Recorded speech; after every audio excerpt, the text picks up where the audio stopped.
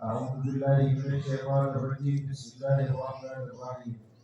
يا أيها الذين آمنوا اتقوا الله حق تقاته ولا تموتن إلا وأنتم مسلمون. يا أيها الناس اتقوا ربكم الذي خلقكم من نفس واحدة وخلق منها زوجها وبث منهما رجالا كثيرا ونساء واتقوا الله الذي تساءلون به والأرحام إن الله كان عليكم رقيبا. يا أيها الذين آمنوا اتقوا الله وقولوا قولا سديدا يصلح لكم أعمالكم ويغفر لكم ذنوبكم ومن يطع الله ورسوله فقد فاز فوزا عظيما.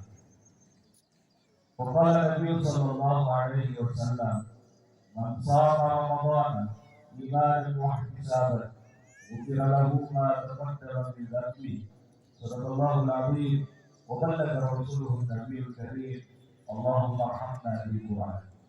الله أكبر الله أكبر الله أكبر ولله الحمد. Ma'asyiral muslimin jamaah rahimakumullah. Alhamdulillah, kita memuji kebesaran Allah Subhanahu wa taala.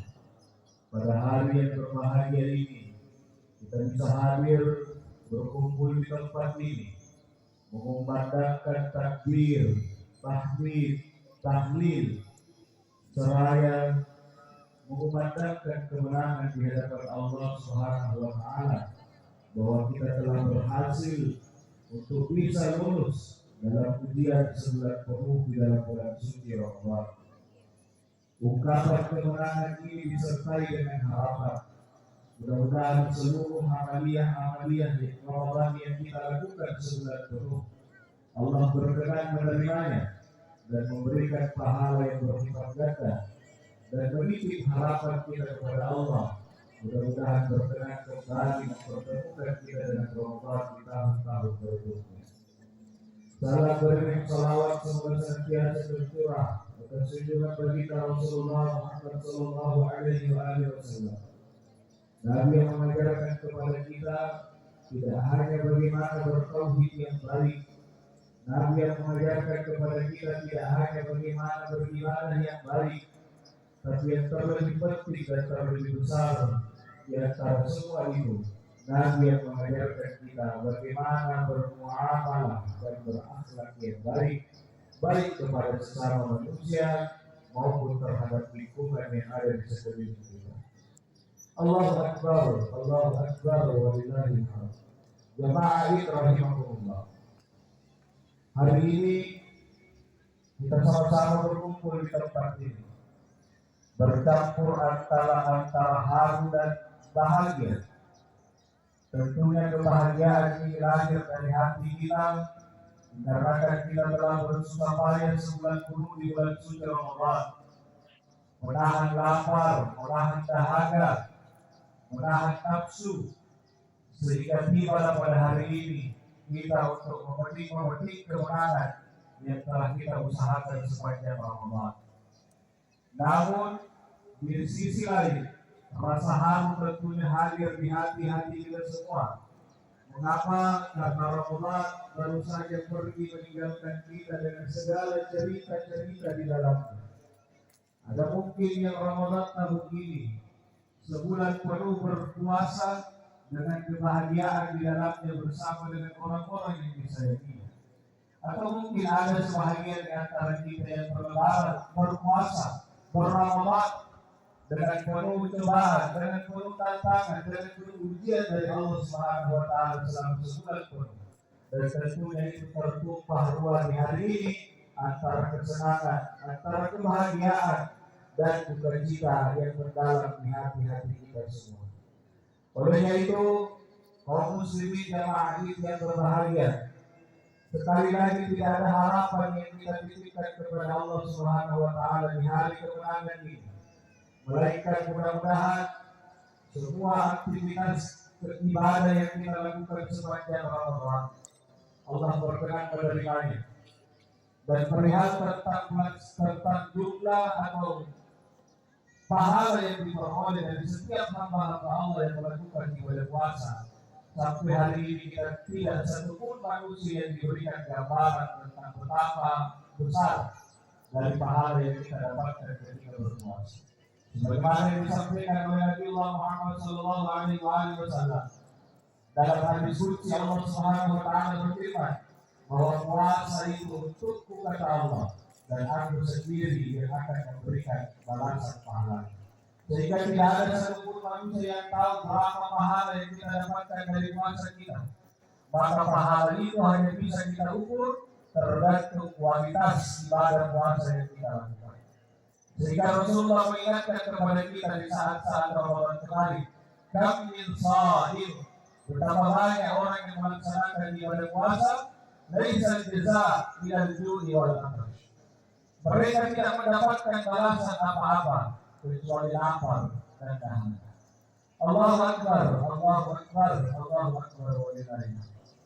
Tentunya di antara kita semua, Ramadan yang baru saja kita lalui telah membawa cerita-cerita dengan kesan-kesan yang berbeda setiap masing-masing individu. Tetapi paling tidak ada dua hal yang semestinya kita tanamkan sehabis Ramadan ini berlalu. Ada dua hal yang harus kita senantiasa ingat walaupun Ramadan telah pergi meninggalkan kita. Yang pertama, Ramadan ini adalah yang baru kita tinggalkan adalah syahrul tarbiyah, bulan pendidikan. Kalau ada seorang mahasiswa yang kemudian dia berkuliah 4 tahun lamanya di sana, mahasiswa itu tidak akan bisa dikatakan menjadi mahasiswa yang baik, mahasiswa yang berhasil kalau dia masih berada di waktu perkuliahan. Mahasiswa itu belum dikatakan mahasiswa yang berhasil, mahasiswa yang sukses kalau dia masih berada di waktu perkuliahan, bahkan setelah dia lulus. Tapi keberhasilan seorang mahasiswa itu nanti akan bisa dilihat setelah dia mampu mengamalkan setiap disiplin ilmu yang mereka pelajari selama mereka berkuliah. Demikian juga halnya Ramadan. Keberhasilan seseorang dalam Ramadan tidak dilihat ketika dia berkumpul saat Idul Fitri. Keberhasilan orang berRamadan tidak dilihat ketika dia mampu berpuasa 30 atau 29 hari.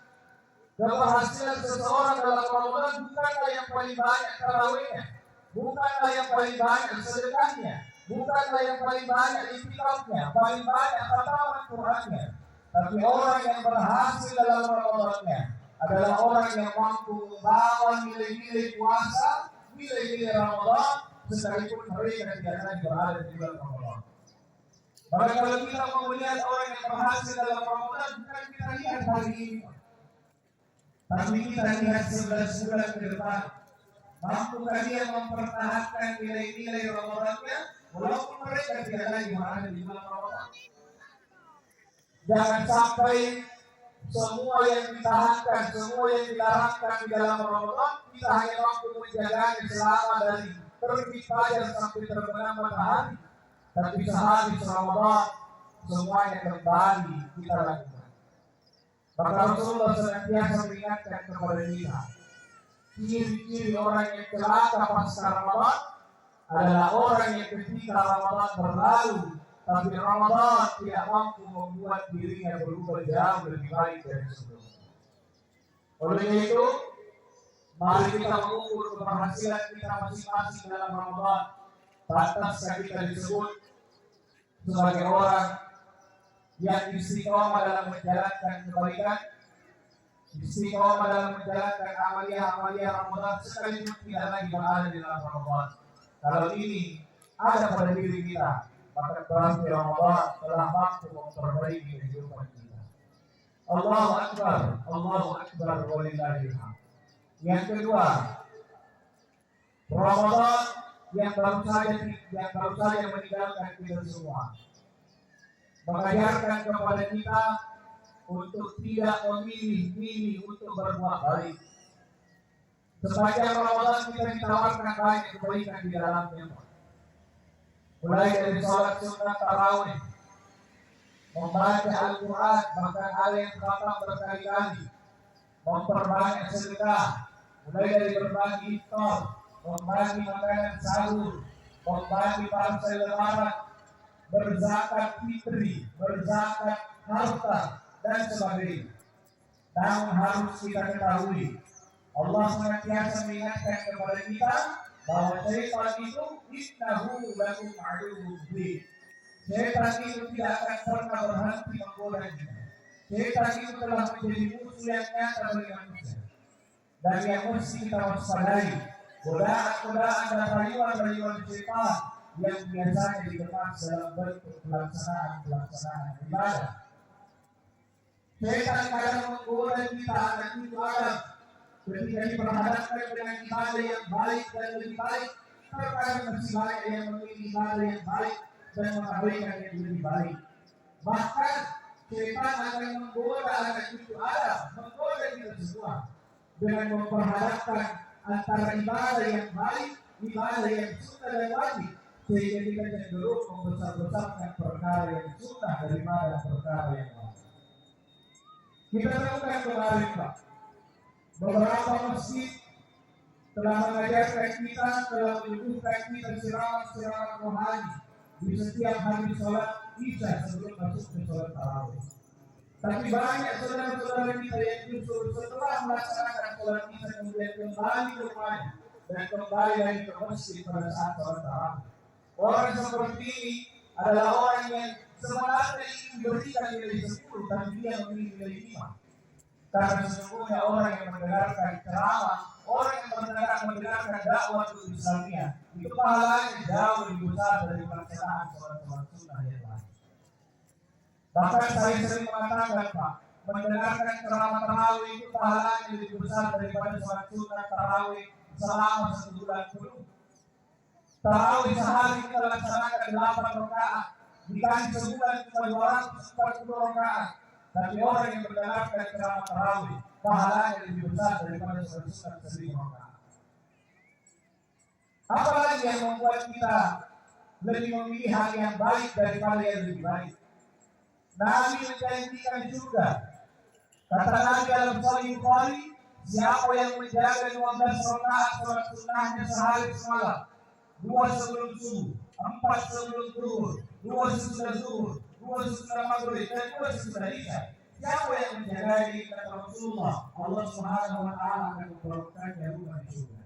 Tetapi sayangnya sekali lagi, betapa banyak orang yang begitu selesai melaksanakan sholat Isya, kemudian dia pulang tidak melaksanakan sholat sunnah ba'diyah Isya, tetapi datang ke masjid kemudian melaksanakan sholat tarawih. Yang pada sebenarnya melaksanakan sholat sunnah ba'diyah jauh lebih besar pahalanya ketika melaksanakan sholat tarawih. Dan sayangnya, di antaranya orang-orang yang ketika melaksanakan ibadah wajib justru sudah bermasalah. Mereka mampu beriktikaf yang notabene sunnah, tetapi ketika melaksanakan ibadah yang wajib yang sholat subuh mereka sudah mulai malas, mereka sudah mulai lemas. Dan inilah tipe-tipe orang yang disampaikan oleh banyak ulama sebagai orang yang lebih mementingkan sunnah daripada yang wajib. Karena kita temukan orang yang pergi sholat subuh, mereka kemudian bermundur-mundur. Kenapa Pak Imamnya begitu lama bacanya sholat subuh? Disuruhnya sikat-sikat sholat subuhnya, tapi mereka mampu melaksanakan sholat tarawih, sholat tahajud 8 rakaat, tapi begitu melaksanakan sholat subuh mereka sikat-sikat. Orang ini terkategorikan sebagai orang yang lebih mementingkan perkara yang sunnah daripada yang wajib. Sehingga hati-hati. Jebakan-jebakan iblis, jebakan-jebakan perangkap-perangkap syaitan akan selalu diperhadapkan oleh anak cucu Adam, termasuk tentang bagaimana cara kita untuk melaksanakan ibadah. Kemudian juga yang terkadang dilupakan oleh sebagian umat hari ini, kita berusaha membesarkan hal-hal yang sunnah tetapi lupa yang wajib. Banyak di antara ibu-ibu yang sibuk bermajelis, membangun majelis ta'lim, membangun majelis pengajian, membangun majelis zikir. Sebahagian umat membangun komunitas-komunitas agama, komunitas-komunitas dakwah, mencari surga di luar rumah, mencari surga di dalam majelis, mencari surga di masjid. Tetapi saya ada surga yang dekat dengan rumahnya, ada surga di dalam rumahnya, tetapi dia tidak berniat untuk memperbaiki dan mencari surga itu dengan baik. Kata Rasulullah SAW, sekiranya ada manusia yang bisa disembah, maka akan memerintahkan anak untuk menyembah orang tuanya dan istri menyembah suami. Para istri, surga para istri itu ada pada suaminya, dan para anak, surga para anak itu ada pada kedua orang tua. Maka saya sering mengatakan, betapa banyak orang yang begitu jauh mencari surga ke masjid, begitu jauh mencari surga ke pengajian, tapi melupakan ada surga di dalam rumahnya, yakni orang tua. Sehingga di kesempatan hari ini, saya yakin bagi kita semua yang telah ditinggalkan oleh orang tua, pasti akan merasakan kesedihan yang amat sedih, karena tidak ada lagi jalan bagi kita untuk bisa mengaku. Saya teringat pesan seorang ulama besar yang bernama Syekh Hasan Al-Basri. Beliau ulama besar, beliau ulama yang hafal Quran, beliau hafal hadis, paham agama, tapi begitu ibunya meninggal, beliau menangis sejadi-jadinya.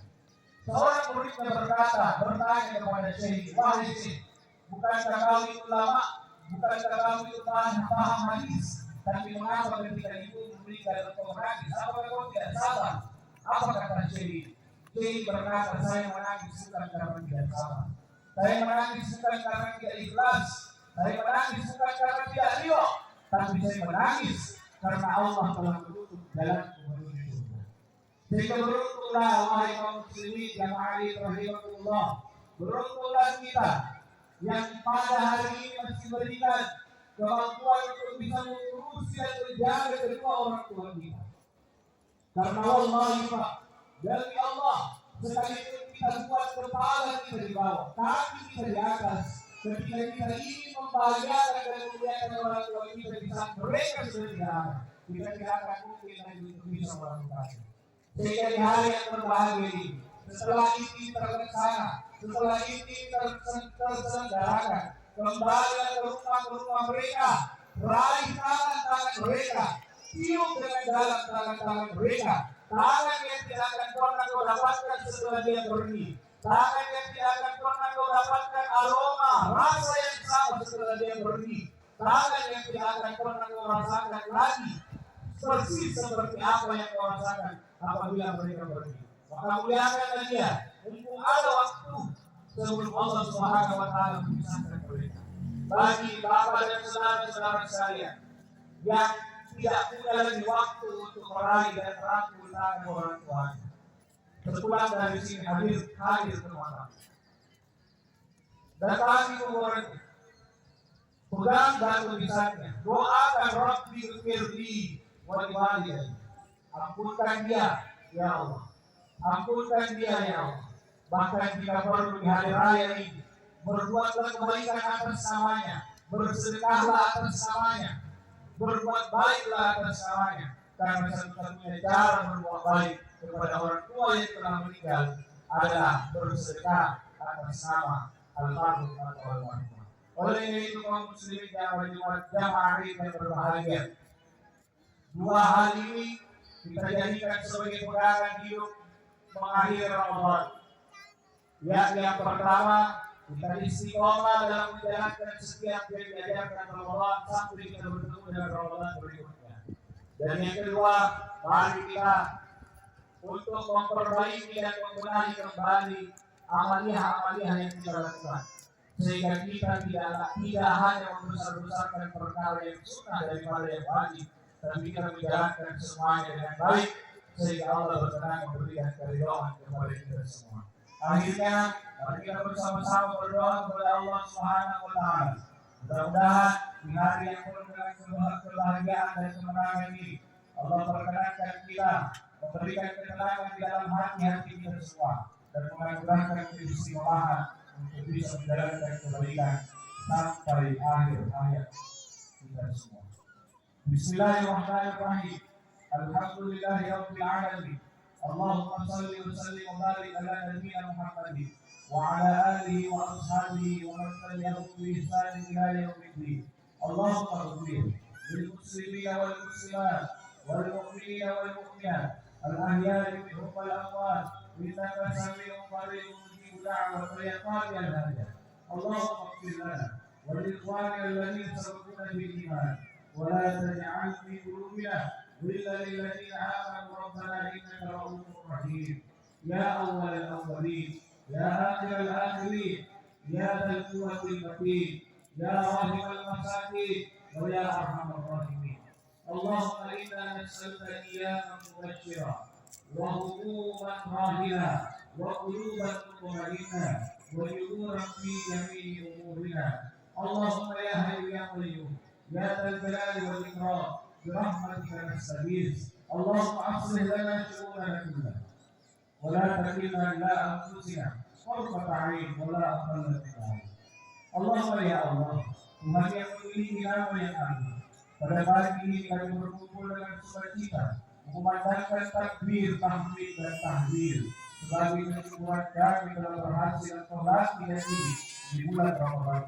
Kiranya Engkau berkenan menjadikan hati dan perbuatan kami selalu istiqomah di jalanmu. Ya Allah, ya Qayyum, Engkau yang lebih tahu isi hati kami. Kami tidak tahu rasa apa yang ada di dalam hati kami. Apakah bahagia karena hari raya atau mungkin bahagia karena berhasilnya Ramadan? Hanya Engkau yang tahu maksud dan keinginan kami. Ya Allah, Tuhan pemilik arsy yang agung, jadikanlah sukacita kami ini sukacita yang juga dirasakan saudara-saudara kami yang berjuang membela agama. Sukacita kami ini berikan pula kepada saudara-saudara kami yang ada di dalam ketakutan, seperti saudara-saudara kami yang ada di Palestina dan di seluruh penjuru bumi yang dikuasai orang-orang yang terlantar. Tolonglah mereka ya Allah, ya Rabbal Alamin. Ya Allah, jadikanlah Ramadan ini Ramadan yang telah berlalu menjadi Ramadan yang berkualitas, Ramadan yang berkah, Ramadan yang penuh ampunan. Dan izinkan kami ya Allah, izinkan kami ya Allah untuk bisa kembali bertemu dengan Ramadan yang akan datang, bisa bersahur kembali dan berbuka bersama, bisa kembali bertarawih berjamaah. Ya Rahman, sungguhlah kami akan merindukannya sampai tiba pada Ramadan yang akan datang. Pertemukan kami dengannya kembali ya Allah, pertemukan kami dengan Ramadan yang akan datang. Ya Allah, Engkau yang menggenggam umur kami. Mohon Engkau anugerahkan kami umur yang panjang dan berkah, agar kami dapat mengabdi untuk umat Islam yang baik. Ya Rabb, pemilik semesta alam, ampunkanlah dosa-dosa kami, dosa kedua orang tua kami, dosa guru-guru kami, dosa orang yang telah berbuat baik kepada kami, dosa yang orang-orang yang telah menyakiti hati kami. Sungguh ampunanmu lebih luas daripada dosa-dosa kami. Ya Allah, ampunkan dosa dan kesalahan orang tua kami. Ya Allah, dosa orang tua yang telah mendahului kami, rahmatilah mereka, lapangkan kuburnya, sinari kuburnya, jadikan kuburnya menjadi taman dari taman-taman surga, dan pertemukan telah kembali kami bersama di dalam surga bersanding dengan Rasulullah Muhammad Sallallahu Alaihi Wasallam. Ya Allah, berikan sampaikan salam kita kami kepadanya, sampaikan salam sayang kami kepadanya, sampaikan salam rindu kami kepadanya, sampaikan salam hormat kami kepada kedua orang tua kami. Ya Allah, terima dan kabulkan segala permohonan dan hajat kami, karena sesungguhnya Engkau sebaik-baik tempat meminta. ربنا تقبل منا انك انت السميع العليم وتب علينا انك انت التواب الرحيم. ربنا اتنا في الدنيا حسنه وفي الاخره حسنه وقنا عذاب النار. وصلى الله عليه والحمد لله رب العالمين. عباد الله، ان الله يامركم بالعدل والاحسان وايتاء ذي القربى وينهى عن الفحشاء والمنكر والبغي يعظكم لعلكم تذكرون. فاذكروا الله العظيم ولذكر الله أكبر والله يعلم ما تصنعون. الله أكبر الله أكبر الله أكبر الله أكبر الله أكبر الله أكبر الله أكبر الله أكبر الله أكبر. لا إله إلا الله والله أكبر Allahu Akbar, walillahil hamd. Assalamualaikum warahmatullahi wabarakatuh.